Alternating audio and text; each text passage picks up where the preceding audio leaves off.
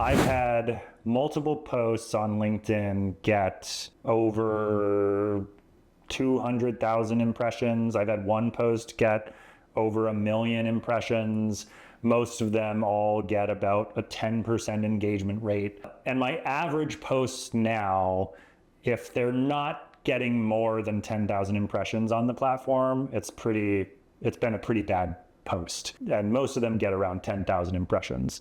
So if I tell that to people, they think, wow, you're doing a really good job on LinkedIn. And yet, when I look at it, I think, who cares?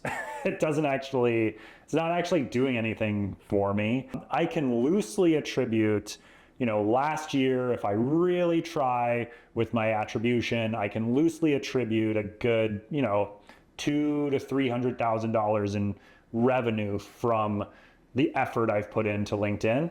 But the truth of the matter is, getting all these impressions and going viral like this has not been what has really made an impact on the business.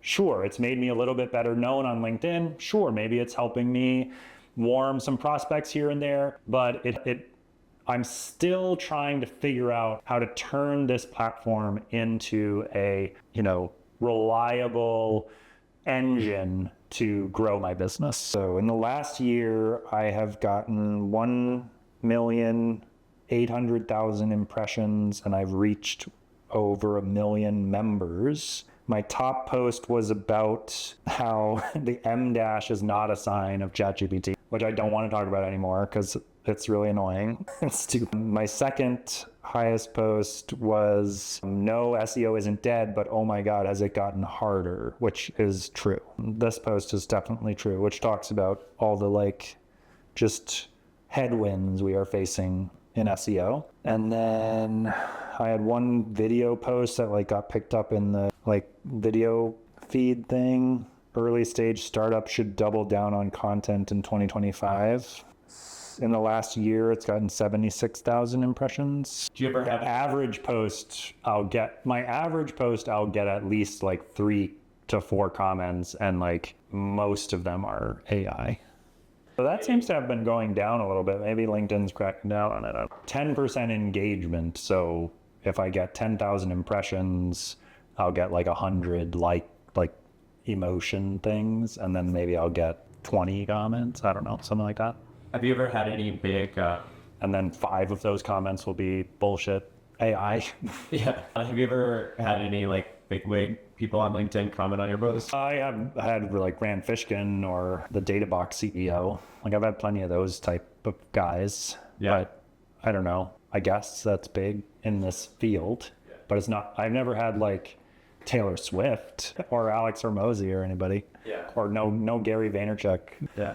But the most frustrating part of when I've talked about it on LinkedIn, though, is I get a bunch of guys who go, oh, well, you're just not doing it this way, or you're just not doing it right.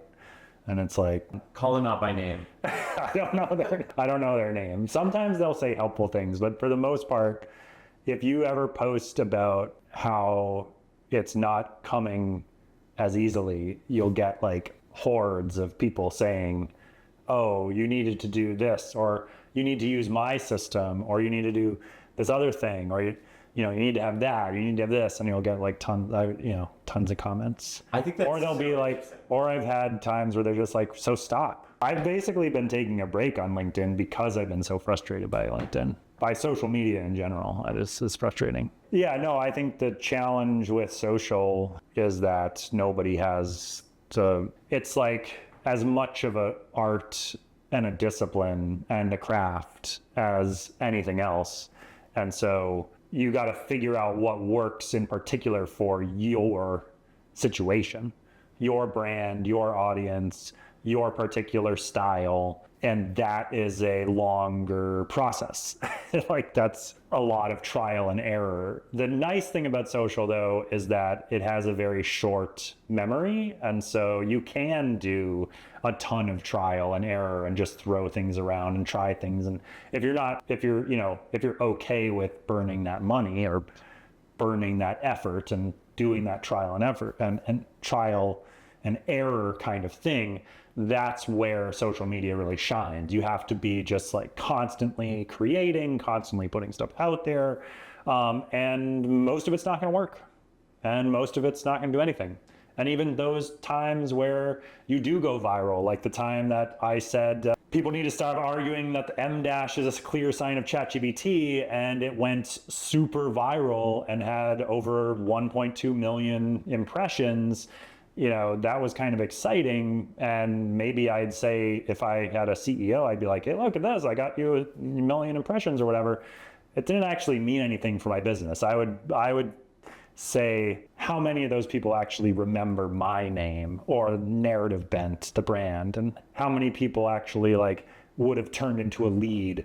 And I can guarantee you from that particular post, 0. But the body of work, the reason I keep trying and that I keep putting more stuff out there and keep banging on this freaking wall is I believe that it is one of the most valuable and biggest potential opportunities before us if we can crack it. If we can figure out how to reach people through this machine, we can reach a wider audience for a lot less money than ever before in advertising. And so to me, it's worth the trial and error. It's worth the effort. And I think that more businesses should give it that runway. They should give it that rope.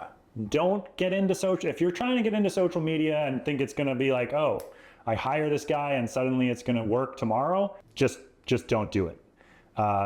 If you're going to get into social media, you need to understand that we haven't got it all figured out yet. The nature of this platform is a completely evolving, kind of like living and breathing thing that's changing constantly. Tastes change, trends change, algorithms change, technology changes, and you have to kind of roll with it and constantly be trying and failing and learning and trying and failing and learning and trying and failing and learning.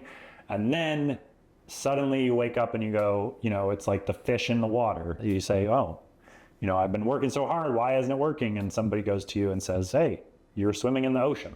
This is it.